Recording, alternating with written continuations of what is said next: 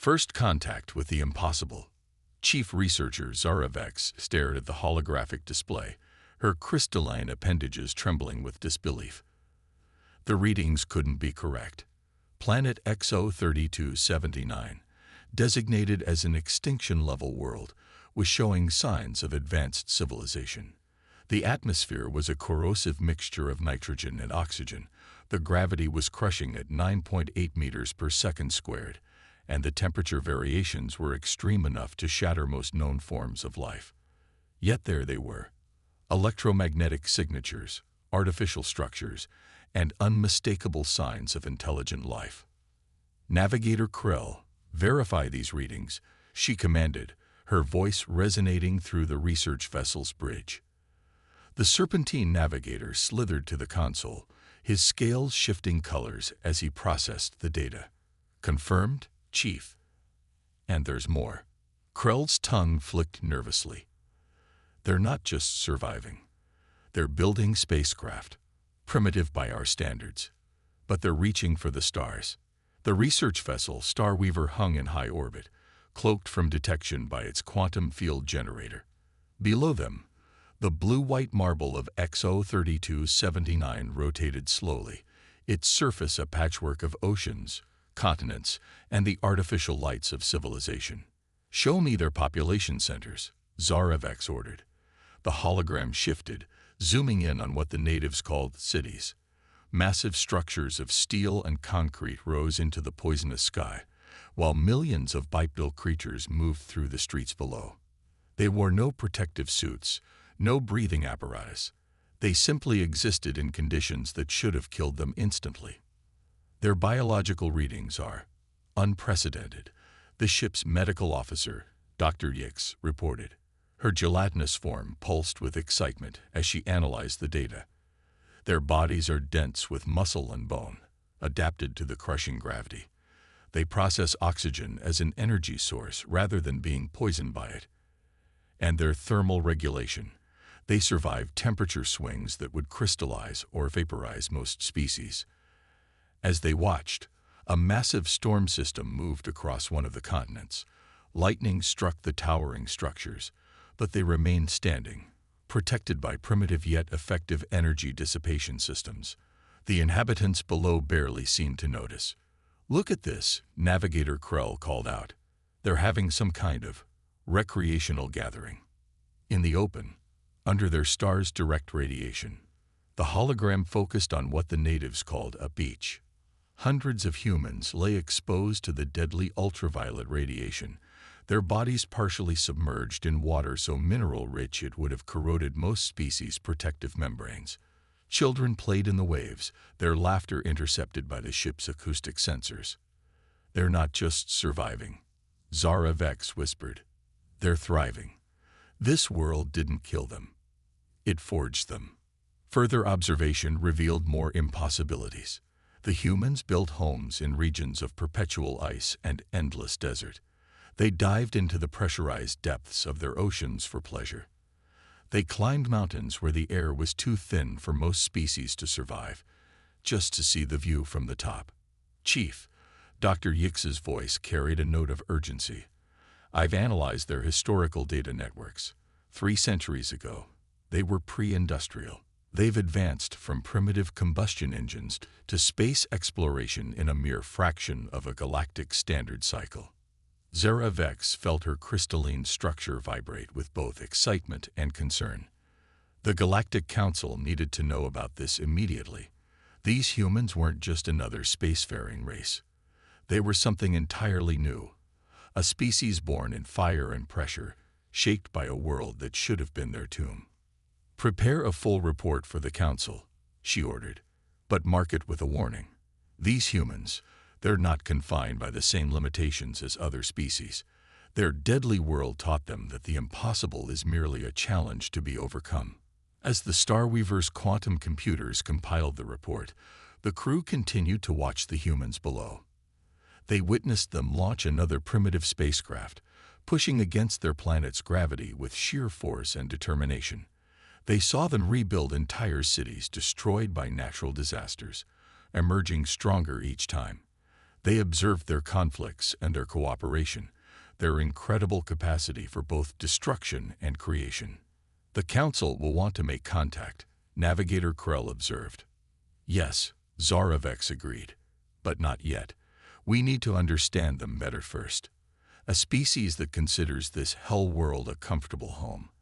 They'll change everything we thought we knew about life in the galaxy." As if to emphasize her point, the hologram showed a human settlement weathering a massive storm, its inhabitants continuing their daily routines despite conditions that would have triggered an immediate evacuation on any civilized world.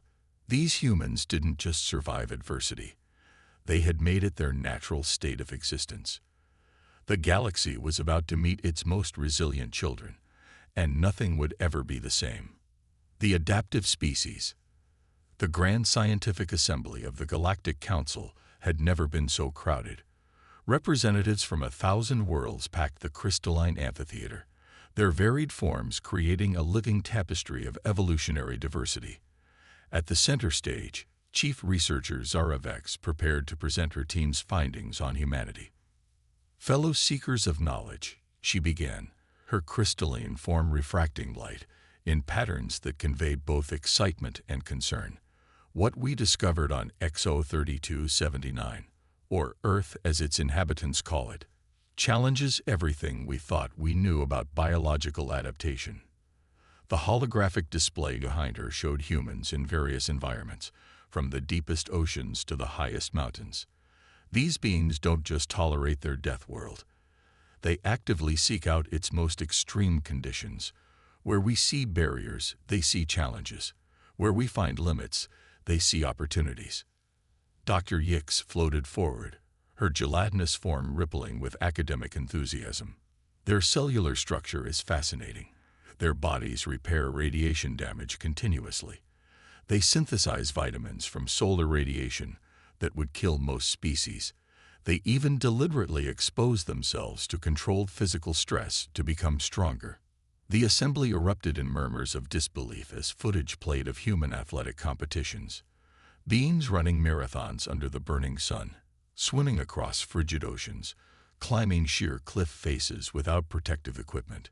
"But their physical adaptations are only the beginning," Zarevex continued. "Their neural plasticity is unprecedented.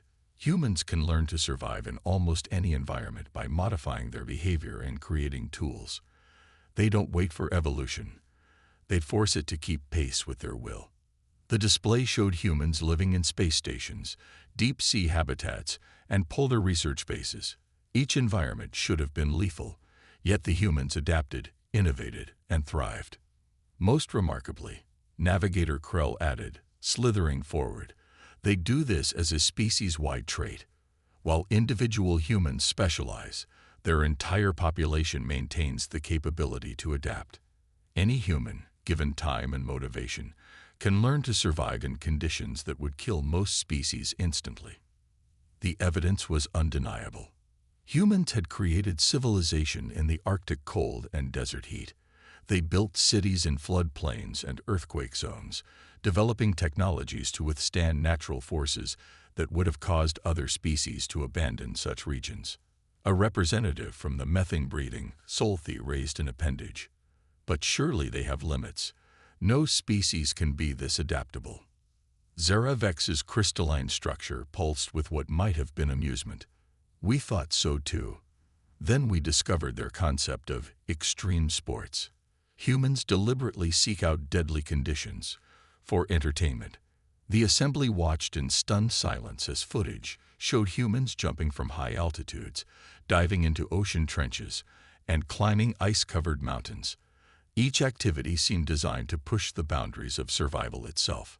"Their adaptability extends to their psychology," Dr. Yix explained.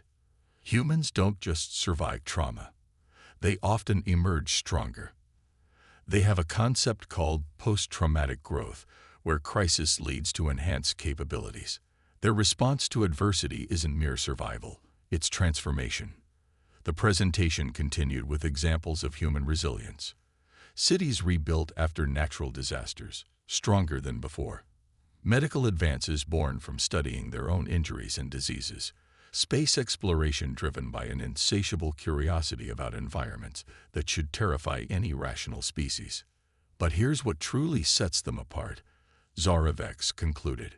Humans don't see themselves as victims of their harsh world. They view themselves as its children, shaped by its challenges. Every obstacle they overcome becomes a stepping stone to greater achievements. The final hologram showed a human child learning to walk. The infant fell repeatedly, but kept getting up, its determination unwavering. This, Zarevex said softly, is humanity's true power. From their first steps, they learn that failure is temporary. Adaptation is their natural state. Evolution isn't something that happens to them. It's something they drive forward through sheer force of will. As the assembly digested this information, urgent messages began arriving from various worlds.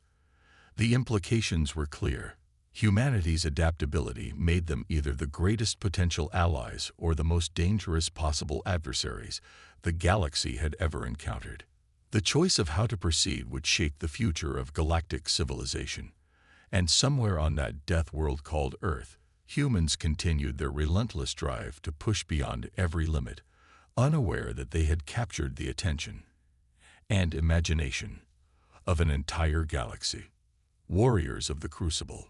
The emergency alert echoed through the Galactic Council's chambers as reports flooded in from the outer rim. The Swarm, a previously unknown species from the dark space between galaxies, had begun their invasion. Their bioorganic ships consumed everything in their path, adapting to every weapon used against them. High Commander Telix of the Galactic Defense Force watched in horror as another defense fleet was overwhelmed. They adapt too quickly, he chittered, his insectoid mandibles clicking in distress. Every strategy we devise becomes useless within hours. That's when Zarevex, now serving as the human liaison, stepped forward. There's one species that understands adaptation better than any other, she said, her crystalline form pulsing with urgency. One race that turns adversity into advantage. The council chamber fell silent. Everyone knew who she meant. Earth's response to the invasion threat was unprecedented. Within days, human military strategists were integrated into the Galactic Defense Force. Their first contribution shocked everyone. They laughed. The Swarm adapts to specific threats. General Sarah Chen asked, studying the battle footage. Perfect. That's exactly what we've been training to counter for centuries. We call it asymmetric warfare. Instead of meeting the Swarm head-on, humanity introduced chaos into the equation. They developed randomized weapon frequencies, constantly shifting shield harmonics, and unpredictable attack patterns. Where other species sought the perfect solution, humans embraced imperfection as a strategy. The key isn't to find the one thing that works, Chen explained to the alien commanders. It's to do so many different things that the enemy can't adapt to them all at once. The human approach to combat proved as shocking as their approach to survival. They volunteered for missions other species deemed suicidal. Human pilots pushed their ships to structural limits, knowing they could withstand forces that would kill most alien pilots. They executed maneuvers in conditions that their allies' combat computers classified as impossible. During the Battle of Proxima Ridge, a human strike team demonstrated this firsthand. When their ship's life support failed, instead of retreating, they used their natural resilience to continue fighting.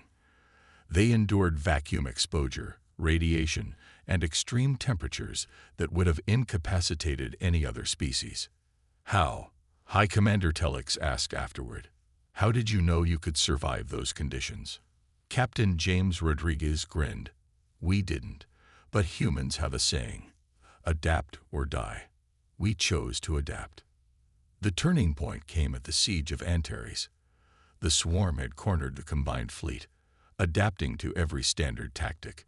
That's when humanity unveiled their masterstroke, organized chaos.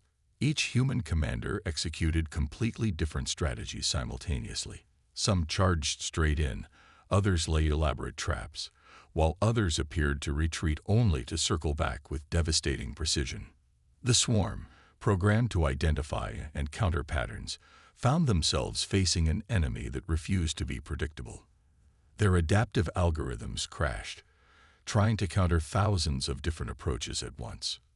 "This is why Earth forged us so strong," Chen told the Galactic Council afterward. "Our world never gave us the luxury of a single solution. We had to become as unpredictable as the planet that shaped us." But it wasn't just human military prowess that proved crucial. Their scientists, accustomed to solving problems in Earth's chaotic environment, began developing new technologies at an astonishing rate.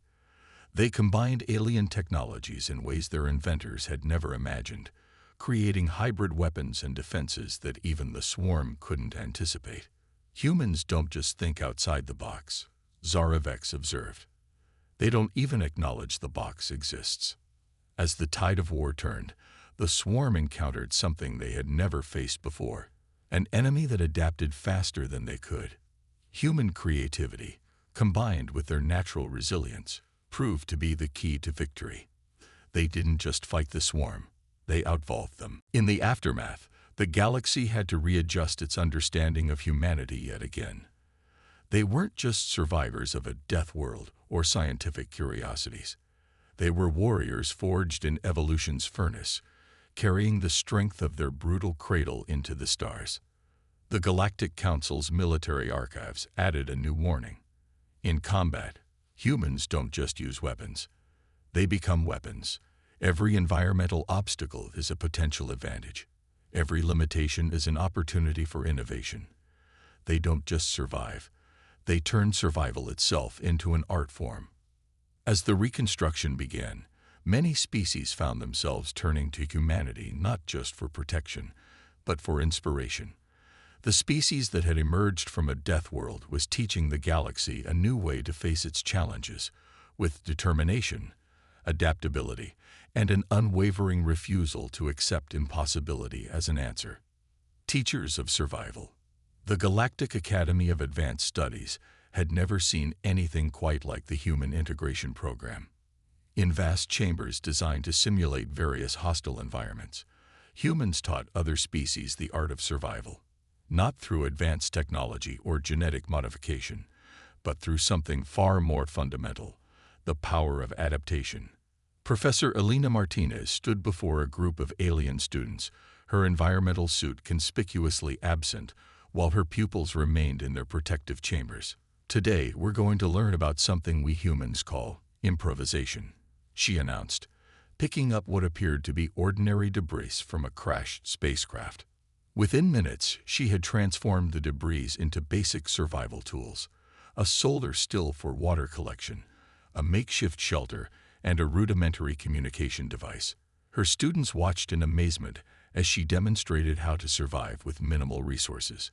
"The key isn't having the right tools," she explained. "It's understanding that everything around you can become a tool. Your greatest resource isn't your technology. It's your ability to adapt and think creatively." Across the galaxy, similar scenes played out. Human instructors taught alien species how to push beyond their perceived limitations. They shared not just techniques, but a fundamental shift in perspective that had been encoded in human DNA through millennia of evolution on Earth. At the Extreme Environment Research Center on Mars, Dr. James Chen worked with representatives from naturally high-gravity worlds who had always avoided lighter planets. "Your bodies are already adapted to handle intense pressure," he explained. "That's not a limitation. It's an advantage. You just need to learn how to use it." Under his guidance, species that had never left their home environments began exploring worlds they had previously considered impossible to visit. The galaxy watched in amazement as heavy worlders learned to use their natural strength in lower gravity, while light gravity species developed techniques to function in more challenging conditions. But perhaps the most profound impact came from humanity's psychological teachings. Dr. Sarah Williams, a specialist in trauma recovery, introduced the concept of post-traumatic growth to a galaxy that had always viewed trauma as purely destructive.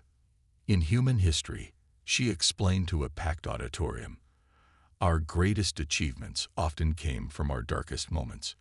We learned that suffering, while never desirable, can be transformed into strength.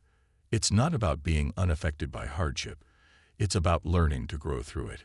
The results were revolutionary. Species that had abandoned colonies on challenging worlds returned with new perspectives and techniques.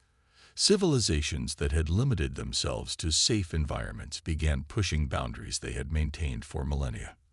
The crystalline collective, ancient beings who had always required perfectly controlled environments, sent their young to train with human teachers. Within a generation, they developed the ability to temporarily alter their crystal structure to withstand variable conditions. We never knew we could change, their elder admitted. Humans taught us that adaptation itself is a form of perfection.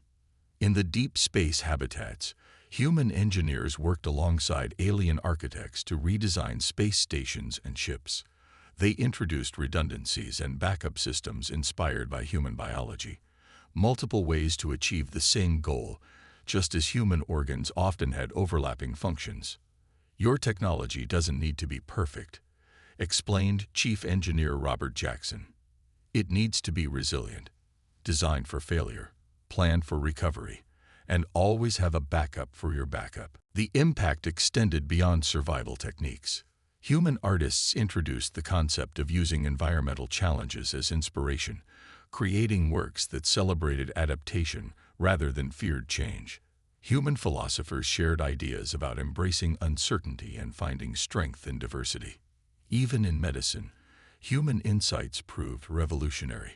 Dr. Lisa Chen's work on human immune system adaptation led to breakthroughs in treating species that had always been vulnerable to environmental changes. Your body knows how to fight, she taught. Sometimes it just needs to be reminded of its own strength. As knowledge flowed between species, something unexpected happened. The galaxy began to change not just technologically, but culturally.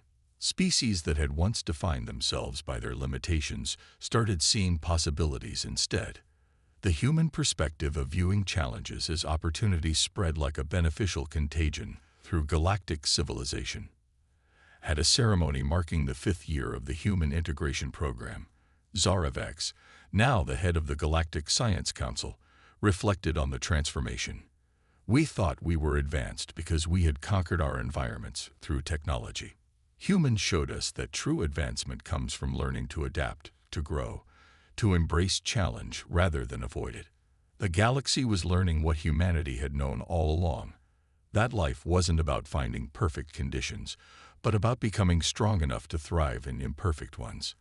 As human teachers continued their work, the stars themselves seemed less distant, the void less empty, and the future less frightening. Evolution's champions.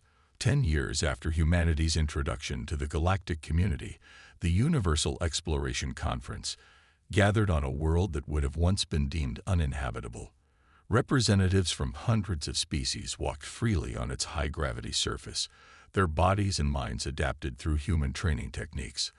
Above them, the sky was filled with ships of every design, each incorporating human principles of redundancy and adaptability.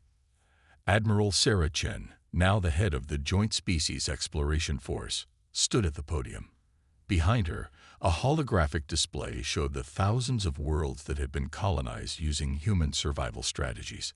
Many of these planets had once been marked as death worlds. Now they were thriving centers of multi-species civilization. A decade ago, Chen began, the galaxy saw us as an anomaly, a species that shouldn't exist, thriving on a world that should have killed us. Today, we stand together not as teachers and students, but as fellow explorers of the impossible. The evidence of this transformation was everywhere. The aquatic minds of Proxima, once confined to their water worlds, had developed suits based on human deep-sea diving techniques that allowed them to explore land. The crystalline collective had evolved to withstand temperature variations that would have shattered their ancestors. Dr. James Rodriguez, leading the Xenobiology Institute, presented his latest findings. We've discovered that the potential for adaptation exists in almost every species. Humanity didn't just evolve to survive Earth. We evolved to show the galaxy its own hidden strength. The conference hall displayed images of recent achievements. A methane-breathing Solthi colony establishing itself on a nitrogen world, light gravity species learning to function in crushing pressure, and even the normally fragile silicon-based life forms developing new crystalline structures to withstand impact. But perhaps the most profound change was philosophical. The galaxy had abandoned its old classification system of habitable and uninhabitable worlds. Instead, they adopted the human perspective. Every world was potentially habitable, given the right adaptations and determination. "We've entered what historians are calling the age of adaptation," announced Dr. Elena Martinez, addressing the gathered species. But this isn't just about surviving in harsh environments. It's about understanding that evolution isn't something that happens to us. It's something we direct. The conference showcased technologies that would have seemed impossible a decade earlier. Ships that could adapt their structure like human muscles, colonies that learned and evolved like living organisms, and environmental suits that worked with biology rather than simply protecting it. Zara Vex, her crystalline form now capable of withstanding direct sunlight, shared the latest statistical analysis. "In the past decade, we've colonized more worlds than in the previous millennium. But more importantly, we've discovered that impossible is merely a temporary state of mind." The breakthrough that captured everyone's attention was the Genesis Project, a human-led initiative to terraform worlds once considered permanently hostile to life. Using principles learned from Earth's own history of climate change and adaptation, they had begun transforming dead worlds into cradles of new life. "We're not just adapting to worlds anymore," explained Project Director Michael Chung. "We're teaching worlds to adapt to life itself, just as Earth adapted to host us."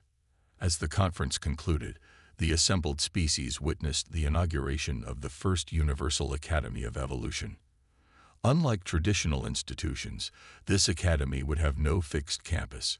Instead, it would move from world to world, challenging its students to adapt to new environments while teaching them to help others do the same.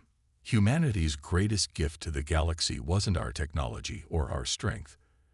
Admiral Chen reflected in her closing speech. It was our perspective. We showed that the universe isn't divided into safe and dangerous spaces. Every challenge is an opportunity. Every barrier is an invitation to evolve. The legacy of Earth's death world had become a beacon of hope. Species that had once feared change now embraced it. Civilizations that had stagnated found new purpose in exploration and adaptation. The galaxy had learned that true intelligence wasn't about avoiding challenges, but about growing stronger through facing them. As the conference ended, news arrived of another breakthrough. The first successful landing on a neutron star's surface, achieved by a joint team using hybrid biological and technological adaptations. The impossible had become routine, the unthinkable now merely challenging. Humanity had done more than survive their harsh cradle. They had shown the galaxy how to turn survival itself into an art form. As ships departed for ever more challenging destinations, the message was clear. Evolution wasn't finished with any of them. It was just getting started.